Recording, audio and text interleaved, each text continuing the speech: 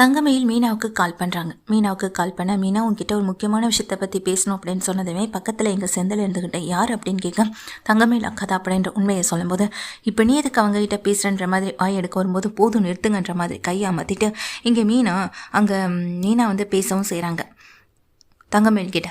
தங்கமயில் எனக்கா என்ன விஷயம் அப்படின்னு சொல்லி கேட்க, ஒரு முக்கியமான விஷயம் மீனா அப்படின்னு சொல்ல, என்ன விஷயம்க்கான்னு கேட்குறாங்க. எனக்கு அஞ்சலின்னு ஒரு பொண்ணு எனக்கு ஃபோன் பண்ணியிருந்தாங்கன்னு சொல்ல, அஞ்சலியா அப்படின்னு சொல்லி கேட்க, ஆமாம் மீனா, என்னை தனியாக மீட் பண்ணி என்கிட்ட முக்கியமான விஷயத்தை பற்றி பேசணும்னு சொன்னாங்கன்னு சொல்ல, அஞ்சலி இது சரவணன் மாமா பேசிக்கிட்டு இருக்க பொண்ணாச்சே அப்படின்ற ஒரு விஷயம் அப்போ தான் மீனாவுக்கு தெரிய வருது. சரிக்கா, நீங்கள் போய் பாருங்கள், பேசுங்க, ஆனால் நீங்கள் பேசும்போது நான் சொல்கிற விஷயத்தை மட்டும் நீங்கள் செஞ்சால் போதும் அப்படின்னு சொல்ல, சரி மீனா அப்படின்னு சொல்லிடுறாங்க. இப்போது மீனாவும் வந்துட்டு நான் உடனே வீட்டுக்கு கிளம்புறாங்கன்னு சொல்ல, எங்கே கிளம்பிட்டேன், என்கிட்ட நீ எந்த விஷயத்தை பற்றியும் பேச மாட்டேன்னு சொல்ல, உங்கள் அண்ணன் பண்ணிகிட்டு இருக்க விஷயத்தை பற்றி உங்ககிட்ட சொன்னால் நீங்கள் உங்கள் அண்ணன் மேலே தப்பு இருக்குன்னு வந்து நீ கேள்வி கேட்க போகிறீங்களா என்ன? இல்லைல்ல அப்படின்னு சொல்லும்போது, முதல்ல என் அண்ணன் என்ன தப்பு பண்ணாருன்னு சொல்லு அப்படின்னு கேட்குறாங்க. அது கொண்டே மீனா கிட்டே எங்கள் செந்திலும் அதுக்கு மீனா வந்து செந்தில்கிட்ட சொல்கிறாங்க, உங்கள் அண்ணன் ஏற்கனவே ஒரு பொண்ணை லவ் பண்ணாரே, உங்களுக்கு ஞாபகம் இருக்கா? அவங்களுக்கு கூட கல்யாணம் ஆகிடுச்சே, அது முதல்ல தெரியுமா அப்படின்னு சொல்ல, யாரை சொல்கிறேன்னு கேட்குறாங்க. அதான் அஞ்சலின்னு ஏதோ ஒரு பொண்ணை முன்னாடி லவ் பண்ணார், அந்த பொண்ணு கல்யாணம் ஆகிடுச்சு, இப்போ டிவோர்ஸ் ஆகிடுச்சு, இப்போ அந்த பொண்ணுக்கிட்ட தான் உங்கள் அண்ணன் பழகிட்டு இருக்காரு அப்படின்ற விஷயத்த மீனா சொல்ல, என்ன சொல்கிற நீ சொல்கிறதெல்லாம் அப்படின்னு சொல்லும்போது, நான் சொல்கிறதெல்லாம் உண்மைதாங்க, நீங்கள் நம்பினாலும் நம்பலைனாலும் அதான் உண்மை, நான் வீட்டுக்கு போகிறேன் அப்படின்னு உன்னை மீனா கிளம்பி இங்கே பாண்டியன் வீட்டுக்கு கிளம்பி வந்துடுறாங்க. பாண்டியன் வீட்டுக்கு வந்து உட்காடுறாங்க எங்கள் மீனா. அதே நேரத்தில் தங்கமயில் எங்கள் அஞ்சலியை பார்க்க கிளம்பிக்கிட்டு இருக்காங்க. எங்கடி கிளம்பிட்டேன்னு அவங்க அம்மா கேட்க, வேலைக்கு தாமான்னு சொல்கிறாங்க. இல்லை மீனா கிட்ட பேசிக்கிட்டு இருந்தியே, இல்லை மீனாவை பார்க்க ஏதாவது தனியாக போறியான்னு கேட்டேன்னு அவங்க அம்மா கேட்க, அதெல்லாம் ஒன்றும் இல்லைம்மா, எனக்கு இன்னைக்கு வேலைக்கு டைம் ஆகிடுச்சு, நான் கிளம்புறேன்னு சொல்லிட்டு அவங்க முன்னாடியே சொல்லிட்டு தங்கமயில் கிளம்பி போயிடுறாங்க. இப்போ வீட்டில் சரவணன் கிளம்பிட்டு இருக்காங்க, பாண்டியன் கிளம்பிட்டு இருக்காங்க. என்னப்பா மீனா வாப்பா வந்து உட்காருப்பான்னு சொல்ல, மாமா உங்கள் எல்லாருக்கிட்டே நான் ஒரு முக்கியமான விஷயத்தை பற்றி பேசணும்னு சொல்ல, என்னடி என்ன விஷயம்னு அங்கே கோமதி கேட்குறாங்க. எல்லாரும் கொஞ்சம் அமைதியாக உட்காருங்க, என்ன விஷயன்றதை நான் உங்ககிட்ட சொல்கிறேன்னு மீனா சொல்ல, என்னென்னு சொல்லுடி அப்படின்னு அங்கே கோமதி கேட்க, அத்தை நான் சொல்கிறத இன்னைக்கு ஒரு நாளாவது கேளுங்க அப்படின்னு சொல்லிட்டு கோமதியை உட்கார வைக்கிறாங்க. இல்லைப்பா கடையில் நிறைய வேலை இருக்குது, சரவணா நீ போ அப்படின்னு சொல்ல, முக்கியமாக சரவணன் மாமா தான் இங்கே இருக்கணும்னு மீனா சொல்லும் போதே செந்தில் வந்துடுறாங்க.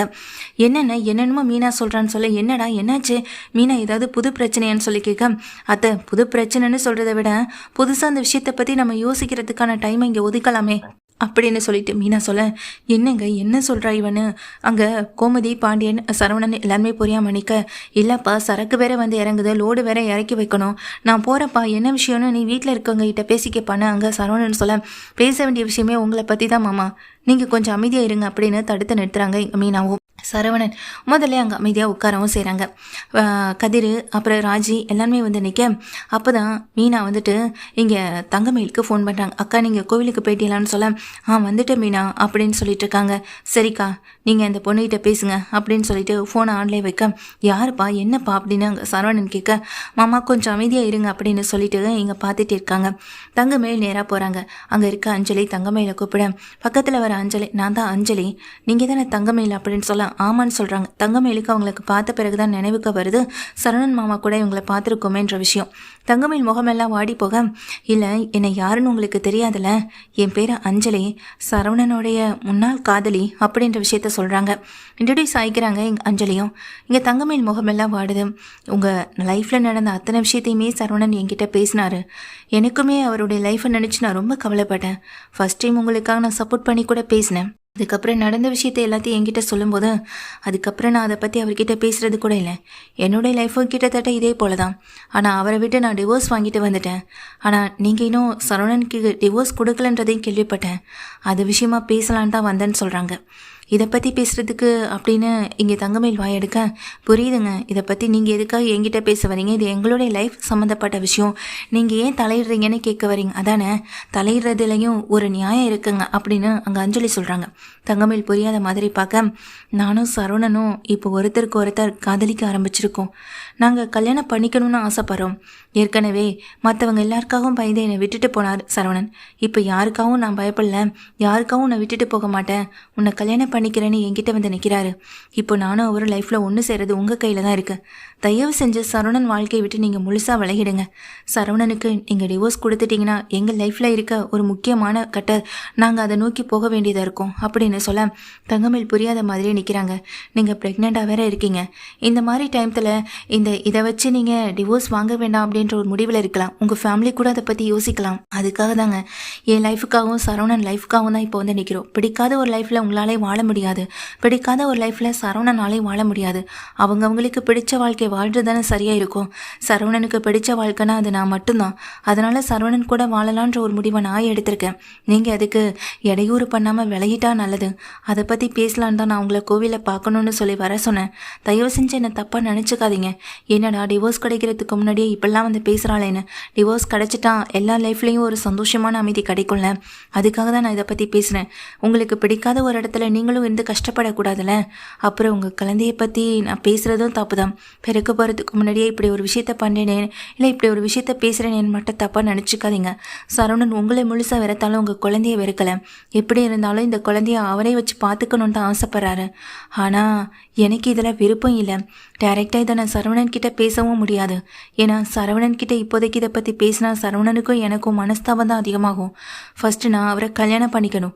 அவர் கூட சந்தோஷமாக வாழணும். அதுக்கு பிறகு தான் எங்களுக்குள்ளே எதுவாக இருந்தாலுமே எங்களுக்குன்னு தான் ஒரு குழந்தை பிறக்கும். அதை தான் நாங்கள் பார்க்கணும். எங்கள் குழந்தைய தான் நாங்கள் வளர்க்கவும் முடியும். இதுக்கிடையில் நீங்கள் பெற்று கொடுக்குற உங்கள் குழந்தைய வச்சுக்கிட்டு எங்களால் பார்த்துக்கவும் முடியாது. சரியான வருமானம் இல்லை, வேலை இல்லை அப்படின்றதுக்காக குழந்தைய ஒரு வேளை சரவணனை வளர்க்குறதுக்கு நீங்கள் சம்மதிச்சிருவீங்களோன்னு ஒரு பயம். அது விஷயமாகவும் பேசிட்டு போகலான்னு தான் வந்தேன். சரவணனுக்கு தான் உங்களை கொஞ்சம் கூட பிடிக்கலையே. அவர் கூட வாழ்கிறத பற்றி ஏதாவது முடிவெடுத்திருக்கீங்களா அப்படின்ற மாதிரி தங்கமேல் கிட்ட கேட்க, எல்லா முடிவையும் நீங்களே எடுத்துட்டு எந்த முடிவை பற்றி என்கிட்ட கேட்கலான்னு வந்தீங்கன்னு தங்கமேல் கேட்க, சாரிங்க தப்பாக எதுவும் நினச்சிக்க வேண்டாம். என் மனசில் பட்டதை வெளிப்படையாக பேசிட்டேன் அப்படின்னு அங்கே தங்கமேல் கிட்ட அஞ்சலி சொல்ல, உடனே தங்கமேல் கோபத்தோட, எல்லாருமே அவங்க லைஃப்பில் எடுக்கிற முடிவு தானேங்க. என் லைஃப்பில் இது வரைக்கும் நான் எந்த முடிவே எடுக்கலையே. மற்றவங்கள முடிவெடுத்து என் வாழ்க்கையை யோசிச்சதுனால தானே இன்றைக்கி என் வாழ்க்கை இந்த நிலைமையில் வந்து நிற்கிது. இனிமே எடுக்கிற எந்த முடிவாக இருந்தாலும் அதை நான் தானே எடுக்க முடியும். என் முடிவை நானும் சொல்கிறேன். எனக்கு என் மேலே சந்தேகப்பட்ட என் புருஷனை பற்றி யோசிக்கிறதுக்கோ இல்லை அவரை பற்றி அவருடைய வாழ்க்கையில் தலையிடுறதுக்கோ எனக்கு எந்த உரிமையும் இல்லை. இனி எந்த முடிவாக இருந்தாலும் அது அவங்க ஃபேமிலி சம்மந்தப்பட்ட விஷயம். நீங்கள் கல்யாணம் பண்ணிக்கிறத பற்றி என்கிட்ட பேசுகிறத விட அந்த ஃபேமிலியில் இருக்கவங்க கிட்ட போய் பேசுகிறது தானே சரியாக இருக்கும். எனக்கும் அவருக்குமே எதுவுமே இல்லைன்னு ஆனதுக்கு பிறகு என்கிட்ட வந்து நீங்கள் பர்மிஷன் கேட்குறதுல எந்த விதமான நியாயமும் இல்லை. அப்புறம் குழந்தை விஷயத்தில் முடிவெடுக்கிறது அது ஏன் தனிப்பட்ட விஷயம். அதுலேயும் நீங்கள் முடிவெடுக்கக்கூடாது. எதுவாக இருந்தாலும் அது என்னுடைய தனிப்பட்ட உரிமை முடிவு. இதை பற்றி நீங்கள் எடுக்கிறதுக்கான முடிவு உரிமையை நான் உங்ககிட்ட கொடுக்கல. இனிமேல் இதை பற்றி என்கிட்ட நீங்கள் எதையும் பேச வேணான்னு சொல்ல, நீங்கள் எதுக்கும் முடிவு சொல்லாமலே போகிறீங்களேன்னு அஞ்சலி கேட்க, அதுக்குன்னே முடிவு என் கையில் தான் இருக்குன்றது மாதிரி இல்லை. நீங்கள் எந்த முடிவையும் எடுக்கிறதாண்டா அவருடைய ஃபேமிலி கிட்ட போய் பேசுங்க. என்கிட்ட பேசி எதுவுமே ஆக போகிறதில்லன்னு அங்கே தங்கமேல் தீர்க்கமான ஒரு முடிவை சொல்ல, மொத்தத்தில் இது சரவணனும் மொத்த குடும்பமுமே இதை ஃபோனில் கேட்டுட்ருக்காங்க. அதை கேட்ட பிறகு அப்படியே மொத்த குடும்பமும் ஆடி போக, என்னடா சரவணா இது அப்படின்னு அதிர்ச்சியில் கிளம்பி நிற்கிறாங்க எங்கள் பாண்டியனும். இல்லைப்பா அது வந்துன்னு சொல்ல, எல்லாருக்கும் முன்னாடியுமே சரவணனுக்கு அடி பயங்கரமாக விளவும் செய்தோம். என்ன நினச்சிட்ருக்கடா உன் மனசில்? வீட்டில் இருக்க யார்கிட்டையும் முடிவை சொல்லாமல் நீ போய் அந்த பொண்ணுக்கு வாக்கு கொடுத்துருக்க கல்யாணம் பண்ணிக்கிறேன்னு அப்படின்னு சொல்லிட்டுருக்காங்க. ஆனால் அந்த பொண்ணு என்னடானா தெளிவாக தான் இருக்குது அப்படின்னு இங்கே செந்தில் சொல்கிறாங்க. இல்லைடா அது வந்துன்னு சொல்ல, அண்ணன் போதும், இது வரைக்கும் உங்கள் மேலே ஒரு பெரிய மதிப்பு மரியாதை நம்பிக்கைன்னு எல்லாமே இருந்துச்சு. ஆனால் இப்போ அது எனக்கு துளி கூட இல்லை அப்படின்னு அங்கே செந்தில் கத்தவும் செய்கிறாங்க சரவணன் கிட்ட. ஆனால் அந்த பொண்ணு என்னடானா இப்போவே குழந்தை என்கிட்ட வந்துடக்கூடாது, குழந்தைய சரவணன் வளர்க்கக்கூடாது, குழந்தை நீங்களே வளர்த்துக்கோங்க பார்த்துக்கோங்க அப்படின்ற மாதிரி தங்கமயில் அன்னிக்கிட்ட போய் பேசிக்கிட்டு இருக்கத இப்போ தானே நம்ம காதால் கேட்டோம். இந்த பொண்ணையா நீ இப்போ தீர்க்கமாக நம்பி கல்யாணத்துக்கு முடிவெடுத்தேன்? சொல்லப்போனா தஞ்சலியை விட அதுக்கு அவங்களே இவ்வளவு பரவாயில்ல அப்படின்னு சொல்லவும் செய்கிறாங்க. செந்தில் இப்படி சொன்னதுமே சரவணனுடைய முகம் மாடி போக, இப்படி ஒரு காரியத்தை பண்ணுவேன்னு நான் நினச்சி கூட பார்க்கல. நான் கோமதியிலேருந்து பாண்டியன்லேருந்து எல்லாருமே தூக்கி எறிஞ்சு பேசுகிறாங்க சரவணன் ரொம்ப கோவமாக வண்டி எடுத்துகிட்டு கிளம்புறாங்க அஞ்சலியை பார்க்க நேராக போகவும் செய்கிறாங்க. அஞ்சலி இங்கே சரவணனுக்காக வெயிட் பண்ண போன வேகத்துக்கு அஞ்சலிக்கு பூங்கி பாலான்னு ஒரு அறையை விட அஞ்சலி கீழே போய் விழுக, என்ன நினச்சிட்ருக்கோ மனசில்? தங்கமேல போய் பார்த்தியா பேசுனியா அப்படின்னு சொல்லி கேட்க, ஏன் சரவணா நீ என்கிட்ட வாக்கு கொடுத்த, அதே சமயத்தில் சில விஷயத்தை பற்றி அவங்கக்கிட்ட பேசினா தானே சரியாக இருக்கும். அதுக்காக தான் நான் பார்க்கலான்னு போனேன்னு சொல்ல, அதுக்குள்ளே உங்ககிட்ட அவங்க எல்லாத்தையுமே சொல்லிட்டாங்களா? மாற்றி ஒன்றுக்கு ரெண்டா எல்லாத்தையும் சொல்லிட்டாங்களா அப்படின்னு அங்கே அஞ்சலி சொல்ல, அவள் எதுக்கு எனக்கு ஃபோன் பண்ண போகிறா? இல்லை அவள் சொல்கிறத நான் எதுக்கு கேட்க போகிறேன்? ஆனால் நீ பேசின எல்லாத்தையுமே நான் கேட்டேன் அப்படின்னு சொல்ல, சரவணா அப்படின்னு இங்கே பயந்து போய் நிற்கிறாங்க அஞ்சலி. வேணாம், என் வாழ்க்கையில் ஒருத்தையை நம்பி ஏமாந்ததே போதும், இன்னொருத்தையும் நம்பி நான் ஏமாற தயாராக இல்லை. குழந்தை விஷயத்தை பற்றி நான் உங்ககிட்ட எவ்வளோ தெளிவாக எடுத்து சொன்னேன். அந்த குழந்தை ஏன் குழந்தை, அந்த குழந்தைய நான் தான் வளர்க்கணும், அந்த குழந்தைய நான் தான் பார்த்துக்கணும்னு. ஆனால் நீ அந்த குழந்தை விஷயத்தை பற்றி தங்கமேல்கிட்ட போய் பேசினது எல்லாத்தையும் நான் என் காதால் கேட்டேன். இதுக்கப்புறம் உனக்கு எனக்கு எதுவுமே இல்லை. என்ன வாக்கு கொடுத்துட்டேன்னு இப்படி நீ போய் என் குழந்தைய பற்றி பேசிகிட்டு இருக்க? இங்கே பார் அஞ்சலி, இனிமேல் உனக்கும் எனக்கும் எந்த சம்மந்தமும் இல்லை அப்படின்னு கோவத்தோட கத்திட்டு சரவணன் அங்கேருந்து போக அஞ்சலி அப்படியே திகச்சு போய் நிற்க மீனா வராங்க. மீனா பின்னாடி தான் வந்திருப்பாங்க. மீனாவும் செந்திலும் அஞ்சலி பக்கத்தில் போக, இன்னமும் நீ அந்த சரவணன் மாமாவை பற்றி சரியாக புரிஞ்சுக்கல. அவரால் தங்கமயில் அக்காவை மறக்கவும் முடியலை, மன்னிக்கவும் முடியலை, ஏற்றுக்கவும் முடியலை. இக்கட்டான சூழ்நிலையில் தவிச்சிட்டு நிற்கும்போது உன் வாழ்க்கையை பற்றி கவலைப்பட்டு நீ அவர்கிட்ட பேசியிருக்க. அவருக்கும் என்ன பண்ணுறதுன்னு தெரியாமல் தான் இப்படிப்பட்ட ஒரு வாக்கை உனக்கு கொடுத்துருக்காரு. ஆனால் அது நீ எப்படியெல்லாம் யூஸ் பண்ணிக்கிற பார்த்தியான்னு அங்கே மீனா திட்டுறாங்க. உனக்குன்னு ஒரு லைஃப் இருக்குது, அந்த லைஃப்பை போய் வாழு. அவருக்குன்னு ஒரு லைஃப் இருக்குது, அந்த லைஃப்பில் தான் அவர் வாழவும் போகிறாரு அப்படின்னு மீனா சொல்ல, அஞ்சலி அழுதுகிட்டே ஓடவும் செய்கிறாங்க. செந்திலும் வா மீனா போகலாம் அப்படின்னு கூட்டிகிட்டு நேராக வீட்டுக்கு வந்துடுறாங்க. சரவணனும் மனசொடைஞ்சு போய் வாசலில் இருந்து உட்காந்துருக்க. வீட்டில் இருக்க யாரும் சரவணன் கிட்ட பேசவும் இல்லை. அதே போல் இங்கே தங்கமயில் கிட்ட போய் இப்படி அஞ்சலி பேசுவான் நான் எதிர்பார்க்கவே இல்லைடா கதிர்கிட்ட பேச, என்ன இருந்தாலும் நீ பண்ணினது தப்பு தானே, நீ பண்ணது ரொம்ப பெரிய தப்பு. இப்படிப்பட்ட ஒரு இக்கட்டான சூழ்நிலையில் வீட்டில் யாருடைய முடிவையும் கேட்காம நீ உன்னுடைய வாழ்க்கையை பற்றி யோசிச்சு முடிவெடுத்தது ரொம்ப பெரிய தப்பு அப்படின்னு சொல்லிட்டு கதிருமே திட்டுறாங்க. சரவணன் செஞ்ச தப்பு நினச்சி உணர்ந்து இருந்தாலும் மீனா தங்கமயில் கிட்ட பேசும்போது தங்கமயில் சொல்கிற ஒரே விஷயம், யார் லைஃப்பில் யார் என்ன முடிவெடுத்தாலும் அதை பற்றி நான் யோசிக்கிற நிலைமையில இல்லை மீனா.